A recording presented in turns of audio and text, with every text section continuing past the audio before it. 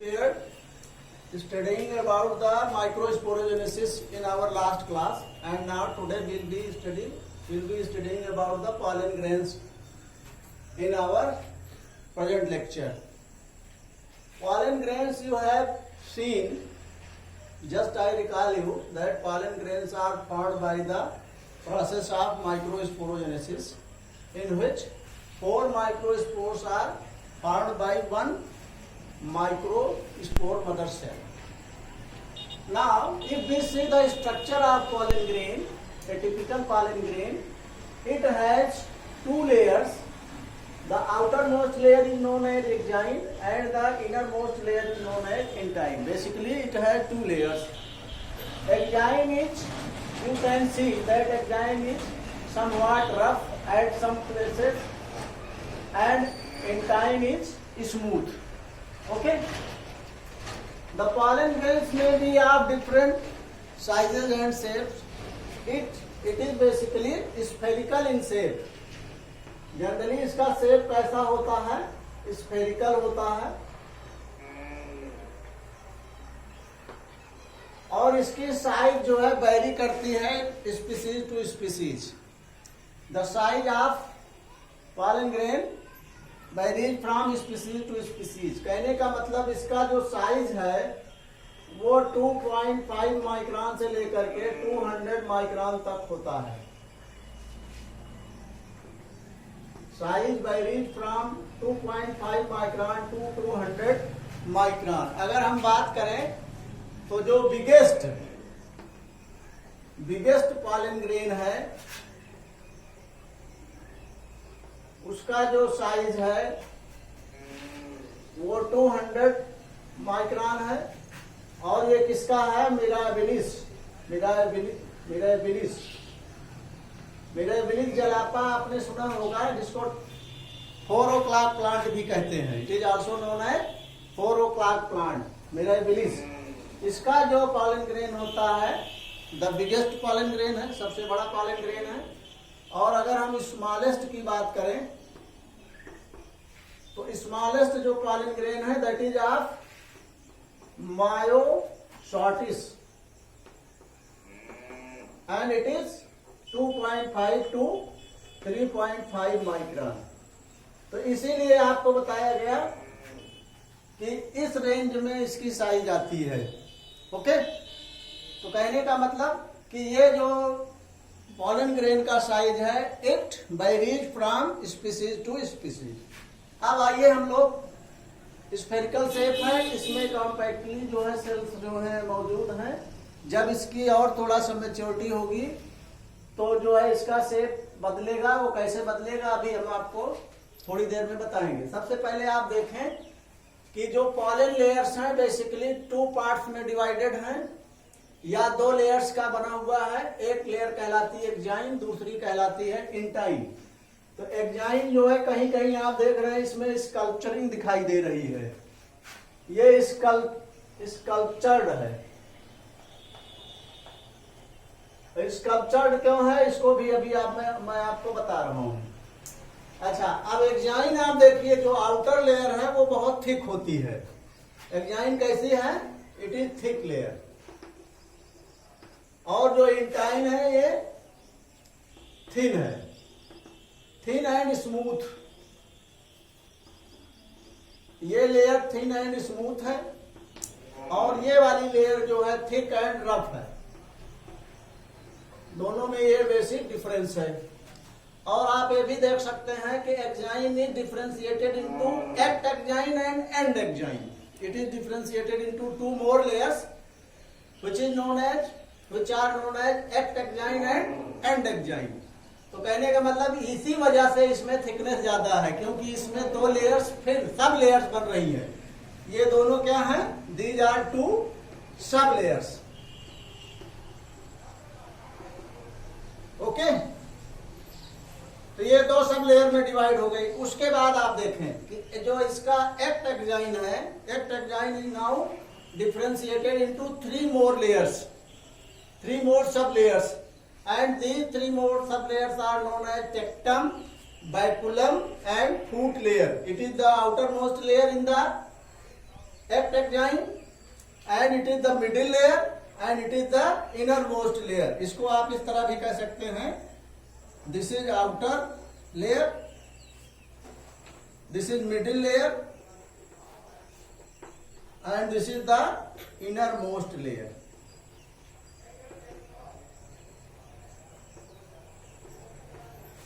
तो जो आप ये स्कल्पचरिंग देख रहे हैं या जो रफ सरफेस देख रहे हैं एग्जाइन का, ये इसी वजह से है, इन दोनों लेयर्स की वजह से, इन दोनों की लेयर्स की प्रेजेंस की वजह से टेक्टम एंड बाइकुलम, क्योंकि ये डिसकंटिन्यूअस मैनर में डिफरेंशिएटेड होती है because of differentiation in discontinuous manner. ये डिसकंटिन्यूअस मैनर में डिफरेंशिएटेड होती हैं, इसलिए जो है इसका जो सरफेस आप देख रहे हैं ये जो है थोड़ा सा रफ है या स्कल्पचर्ड है।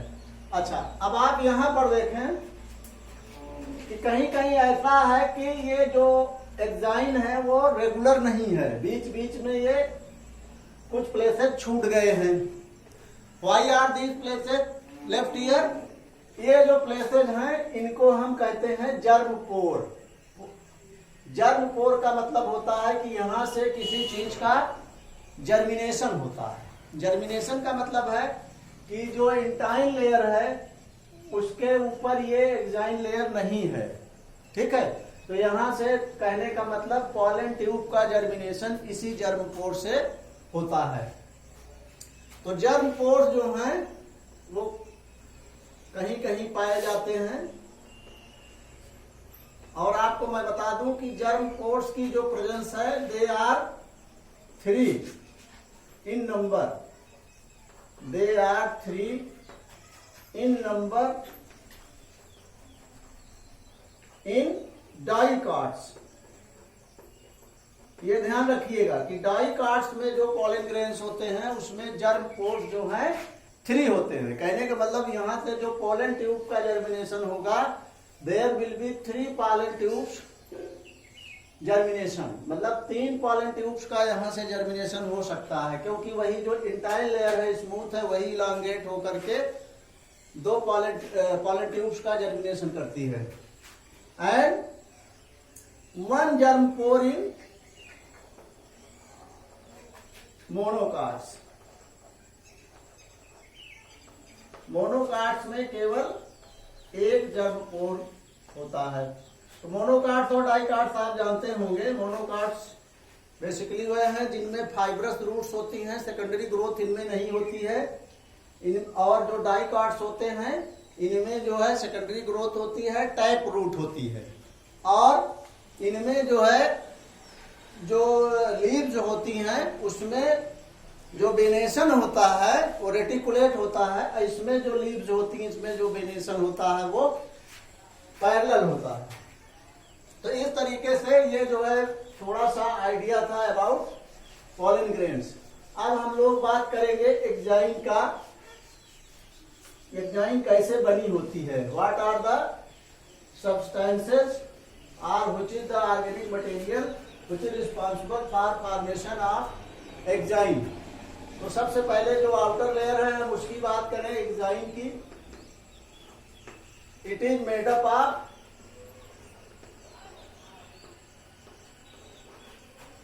स्पोरोकोलेनिन। एक जो है ये ऑर्गेनिक मटेरियल है, ऑर्गेनिक मटेरियल, और ये कैसा ऑर्गेनिक मटेरियल है? अगर हम इसकी बात करें तो it is the one of the most resistant material, one of the most resistant material. आप you can say organic material,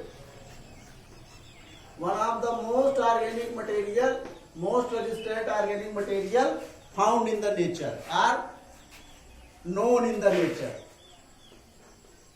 found in the nature। मतलब ये बहुत ही रेजिस्टेंट होता है। कहने का मतलब इसकी जो कैपेबिलिटी होती है टॉलरेंस की, वो बहुत हाई होती है। तो इट कैन, कहने का मतलब it can withstand extreme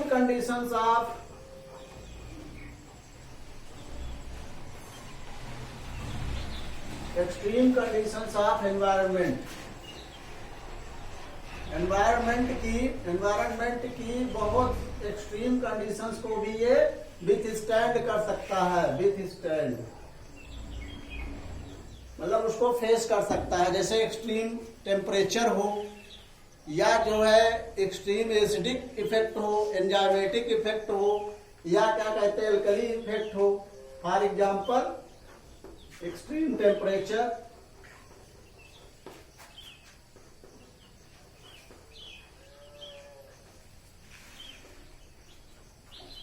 acid and alkali and enzymes। ऐसा अभी तक कोई एंजाइम जो है डिस्कवर नहीं हुआ है या नोन नहीं है। We have no knowledge of any type of enzyme which can degrade sporopollenin. मतलब स्पोरोपोलिन को डिग्रेड करने वाला कोई भी एंजाइम अभी तक जानकारी में नहीं है। तो it can be said that it is one of the most resistant organic material found in the nature. इसी वजह से इसको हम फॉसिल्स के रूप में प्रिजर्व कर सकते हैं। Okay, it can be preserved as fossils due to presence of sporopollenin. अब एक चीज आप और समझें कि इसको हम प्रिजर्व कैसे करते हैं। Pollen grains can be preserved. Pollen grains can be preserved as pollen grains can be preserved at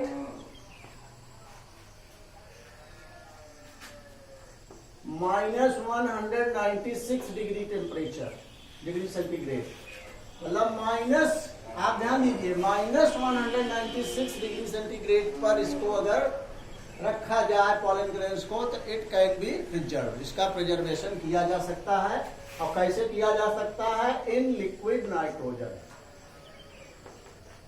इसको आप लिक्विड नाइट्रोजन में -196 डिग्री पर रख दें, it can be preserve for a long time.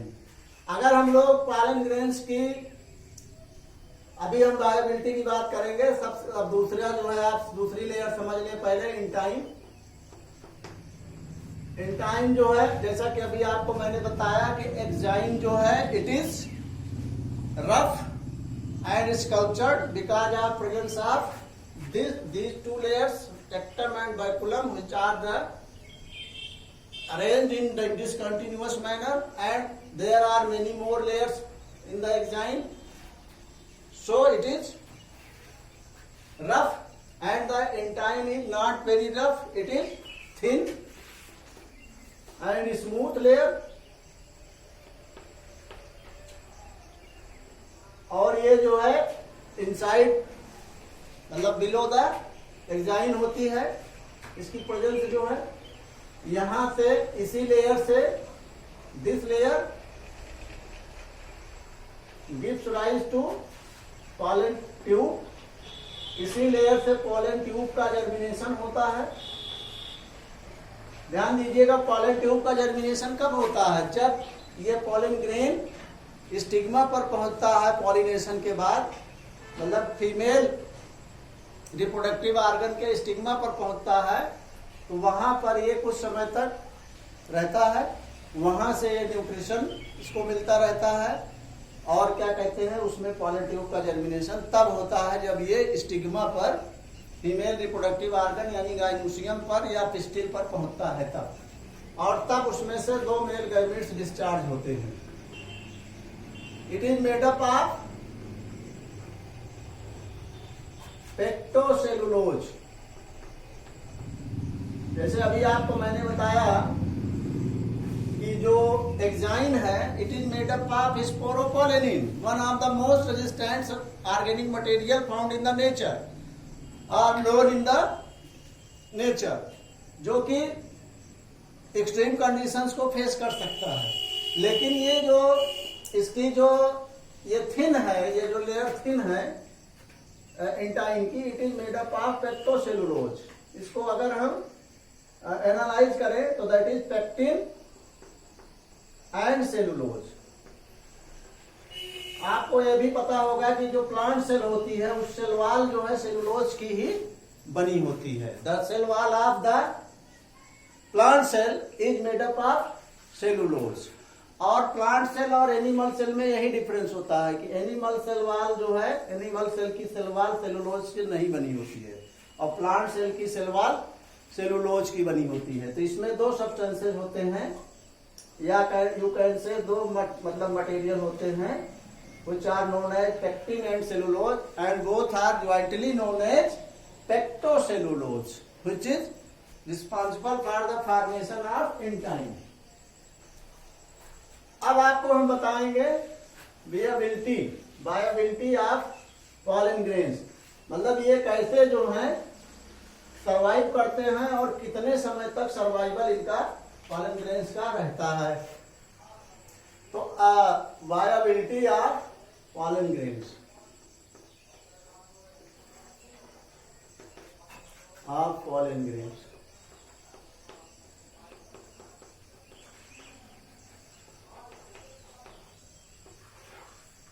pollen grains की जो वायबिलिटी है, मतलब इनका जो सर्वाइवल है, या आप ये कह सकते हैं कि जो किसी फंक्शन करने की, कोई फंक्शन करने की जो कैपेबिलिटी है वो कब तक, कितने ड्यूरेशन तक रहती है। So you can say the viability of pollen grains is from few days to several months।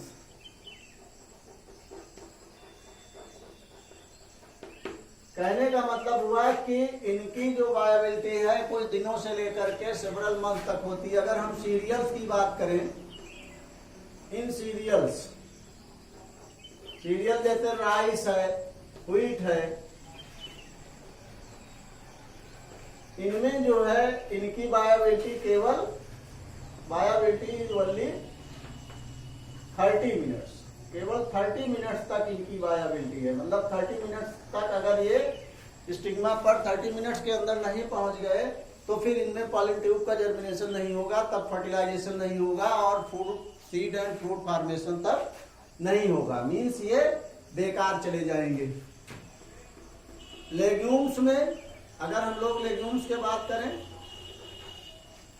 तो ये फ्यू डेज से लेकर के मंथ तक होता है, फ्यू डेज टू मंथ या सेवरल मंथ आप कह सकते हैं। इस तरह से इनकी वायबिलिटी होती है। अलग अलग स्पीसीज में अलग अलग टाइप की वायबिलिटी होती है। अब अगर हम बात करें तो कुछ पॉलन्स ऐसे भी होते हैं व्हिच कैन कॉज एलर्जी, जिसको हम लोग कहते हैं पॉलन एलर्जी। कुछ लोग ऐसे होते हैं जिनको पॉलन से एलर्जी हो जाती है, और ये केवल कुछ प्लांट्स ही ऐसे हैं which can cause pollen allergy, और यू कैन से allergy.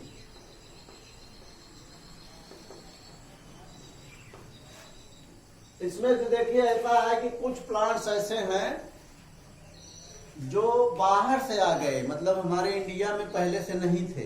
They came from European countries into India. जैसे राइस वगैरह का और व्हीट वगैरह का जो है एक्सपोर्ट इंपोर्ट दोनों होता है। तो इंपोर्ट के समय व्हीट में आ गए या राइस में आ गए और उनको यहाँ पर जो है उनका कल्टीवेशन किया गया, उनका जो है ग्रोथ कराया गया। तो उसमें जो है ये कुछ प्लांट्स ऐसे भी जिनके सीड आ गए थे उन मतलब सीड्स के साथ, तो उनसे जो है एलर्जी लोगों में काज होने लगी। सम प्लांट्स लाइक, जैसे इसमें एक प्लांट होता है पार्थीनियम, ये बाहर का आया हुआ प्लांट है, ये अपने यहाँ का प्लांट, ये अपने यहाँ का नेटिव प्लांट नहीं है, जिसको हम कैरेट ग्रास कहते हैं। नोन एज कैरेट ग्रास, गाजर घास। ये जो है एलर्जी काज का, इसका पॉलन ग्रेन एलर्जी काज करता है। चीनोपोडियम, एक चीनोपोडियम प्लांट है, इसका भी पॉलन ग्रेन एलर्जी काज करता है। साइनोडवन एक ग्रास है, इससे भी, इसका भी पॉलन ग्रेन एलर्जी काज करता है। अमरैंथस, बहुत सारे प्लांट्स हैं, आप अपनी जो है बुक में देख सकते हैं। देयर आर मेनी जो इम्पोर्टेंट प्लांट्स हैं which are basically asked in your CBSE board examination और NEET examination, I have told you about them. ये इनके जो है पॉलन ग्रेन्स क्या करते हैं, पॉलन ग्रेन्स काज एलर्जी।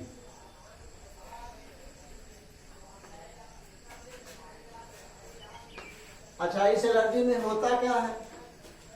इस एलर्जी में जैसे एक्जिमा, अस्थमा, ब्रोंकाइटिस हो सकता है। ब्रोंकाइटिस क्या है? लंग्स की डिजीज है जिसमें क्या कहते हैं, रिस्पिरेटरी ट्रैक्ट की प्रॉब्लम हो जाती है। आपने सुना होगा, पढ़ा होगा कि जो ट्रैकिया होता है उस वो दो भागों में डिवाइडेड होता है, जिनको हम ब्रांकाई कहते हैं। और फिर ब्रांकाई जो है ब्रांकियोल्स में डिवाइड होते हैं, ब्रांकियोल्स में। और फिर ब्रांकियोल जो है एल्वियोलाई या एल्वियोलर सैक्स में डिवाइडेड होते हैं, जहां पर गैसियस एक्सचेंज होता है। तो उस ये पूरे रिस्पिरेटरी ट्रैक्ट को या जो है ट्रैकिया और ब्रांकस को इफेक्ट कर देते हैं। इसके अलावा एक फीवर होता है जिसको हे फीवर कहते हैं। हे फीवर में क्या होता है, इसमें जो है वाटरी डिस्चार्ज होता है, nasal, watery nasal discharge.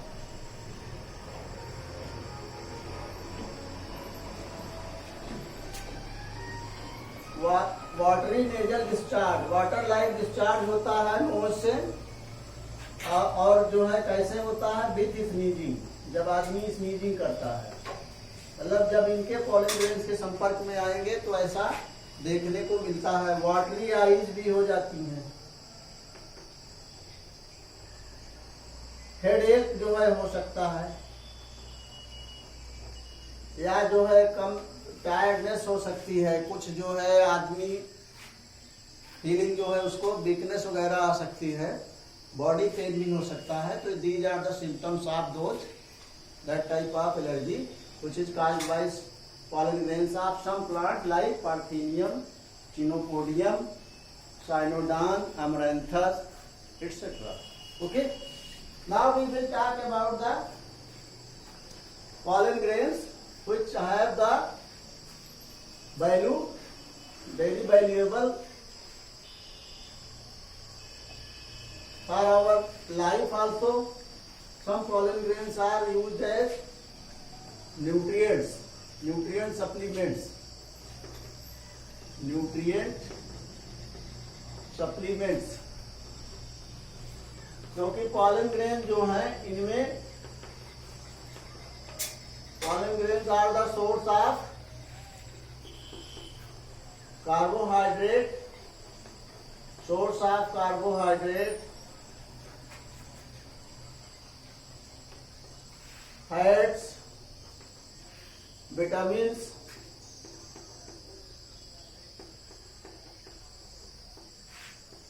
Amino acids,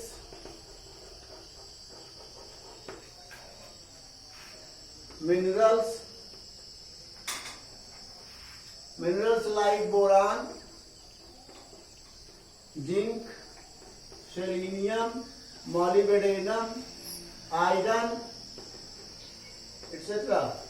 मतलब ये बहुत सारे मिनरल्स भी इसमें प्रेजेंट होते हैं, तो इसलिए इनको हम न्यूट्रिएंट सप्लीमेंट के रूप में भी मिलते हैं ये मार्केट में। They are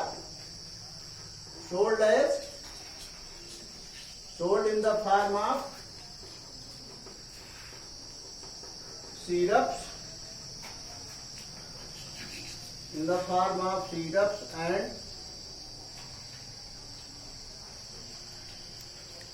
tablets and tablets. Syrup और टेबलेट्स के भी फॉर्म में ये हमें जो है मार्केट में मिलते हैं, जो हमें बहुत सारे न्यूट्रिएंट्स प्रोवाइड करते हैं। तो ये जो है न्यूट्रिएंट सप्लीमेंट्स के रूप में पॉलन ग्रेन्स का कैसे यूज होता है ये हमने आपको बताया। अच्छा, पॉलन ग्रेन जो है मेल गैमेटोफाइट होते हैं और स्टडी ऑफ पॉलन ग्रेन्स को हम जो है पैलिनोलॉजी कहते हैं।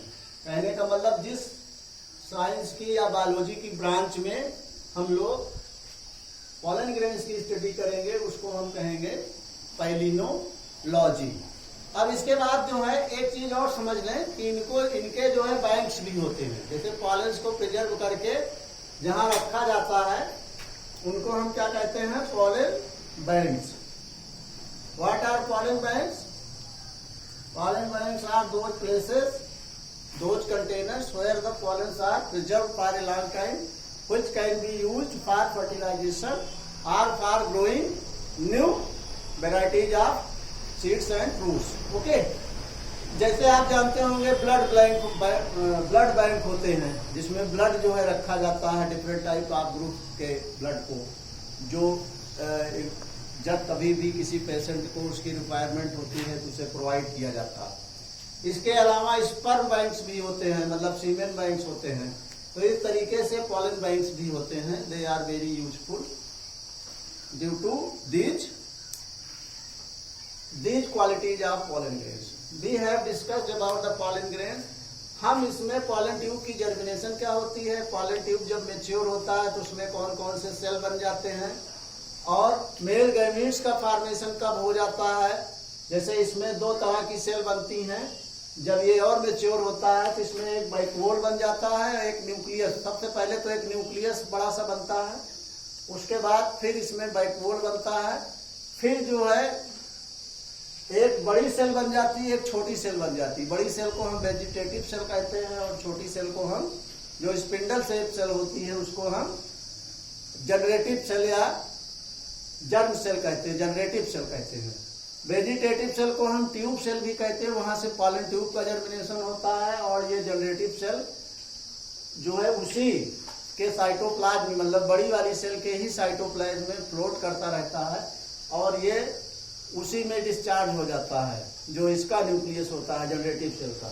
और वो दो मेल गैमेट्स वहां पर फॉर्म करता है, जो आगे चल के डबल फर्टिलाइजेशन की प्रोसेस करते हैं। उसको हम लोग डिटेल में आगे के टॉपिक्स में पढ़ेंगे। आपको जो भी क्वेश्चन जो है प्रोवाइड किए जाएंगे उसे सॉल्व करिएगा। एनी क्वेरी हो तो आप जो है कमेंट सेक्शन में जा करके you can ask me. Have a nice day. Thank you very much.